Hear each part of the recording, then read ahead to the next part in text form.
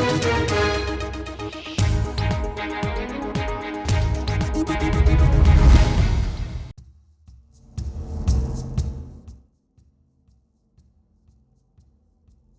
की ये खबर सिर्फ एक पहाड़ की नहीं है, ये खबर है हमारे अतीत, हमारे वर्तमान और हमारे भविष्य की।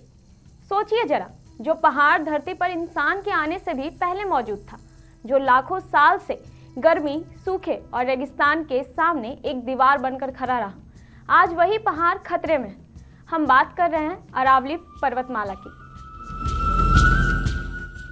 नमस्कार, मैं अंजलि और आप देख रहे हैं मिरर मीडिया।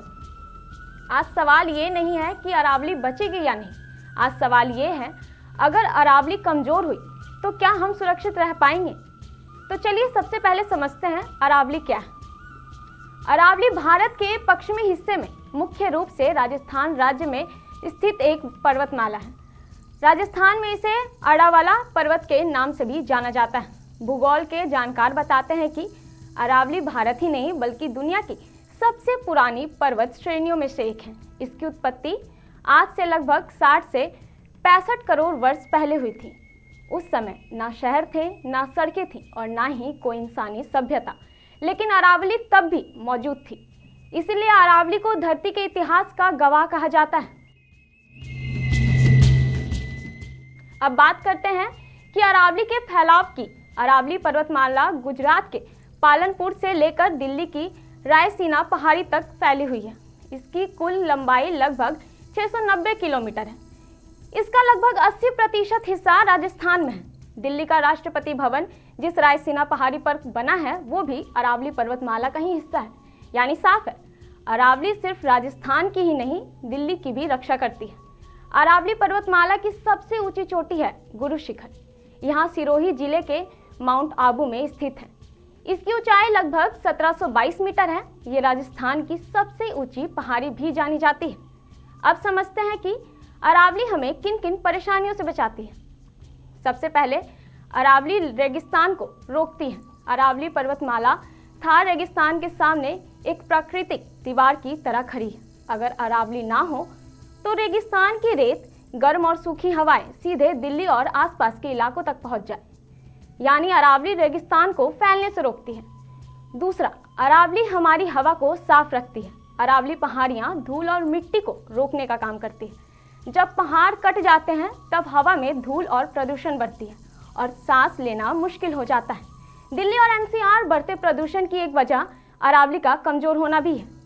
तीसरा, अरावली पानी बचाती है, मतलब अरावली बारिश के पानी को जमीन के अंदर जाने में मदद करती है।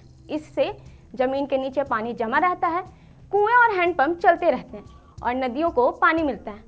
लूनी, बनास और साबरमती जैसी कई नदियां अरावली से ही निकलती हैं। चौथा, अरावली मौसम को संतुलित रखती है।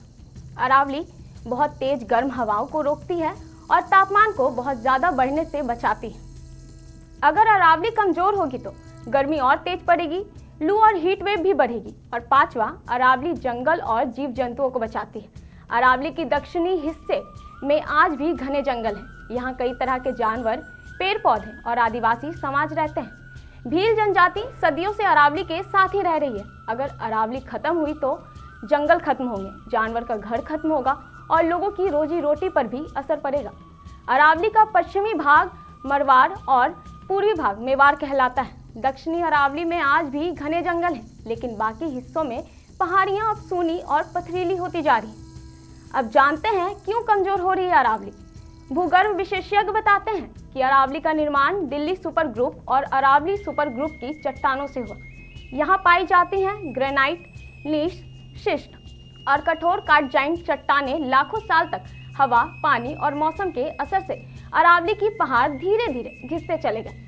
इसी वजह से आज अरावली बहुत पुरानी और कम ऊंचाई वाली पहाड़ियों में बदल चुकी है। यही कारण है कि इसकी तुलना अमेरिका की एप्लीशियन पर्वतमाला से की जाती है। लेकिन अब संकट क्यों बढ़ा?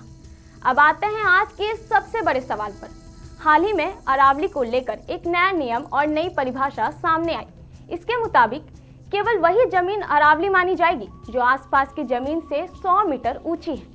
डर ये है इससे अरावली का बड़ा हिस्सा कानूनी सुरक्षा से बाहर हो सकता है। खनन और निर्माण का रास्ता खुल सकता है। यही वजह है कि पर्यावरण विशेषज्ञ और आम लोग चिंता में हैं। तो चलिए बताते हैं सरकार क्या कह रही है। सरकार और पर्यावरण मंत्रालय ने साफ कहा, अरावली की पहाड़ियां नहीं काटी जाएंगी। कोई नया खनन पट्टा बिना पूरी पर्यावरण योजना के नहीं मिलेगा। सुप्रीम कोर्ट के फैसले को खनन की खुली छूट मानना गलत है। सरकार का कहना है कि नया नियम अरावली की सुरक्षा को कमजोर नहीं बल्कि और मजबूत करेगा। लेकिन दूसरी तरफ जनता भी सवाल पूछ रही है।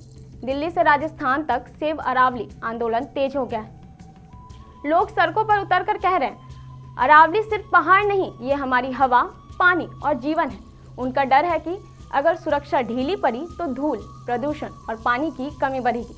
अब कुछ सवाल जो सिर्फ सरकार से नहीं हम सबसे है। क्या विकास के नाम पर प्रकृति से समझौता सही है? क्या करोड़ों साल पुराने पहाड़ सिर्फ कागजी परिभाषा से तय होंगे? और सबसे बड़ा सवाल, अगर अरावली नहीं बची तो हम क्या बचा पाएंगे? अरावली ने हमें रेगिस्तान से बचाया, हमें साफ हवा दी, हमें पानी दिया, हमारे मौसम को संतुलित रखा। अरावली ने लाखों साल तक अपनी जिम्मेदारी निभाई। अब सवाल ये है, क्या हम अरावली को बचाएंगे या आने वाली पीढ़ियों को सिर्फ सवाल सौंप देंगे?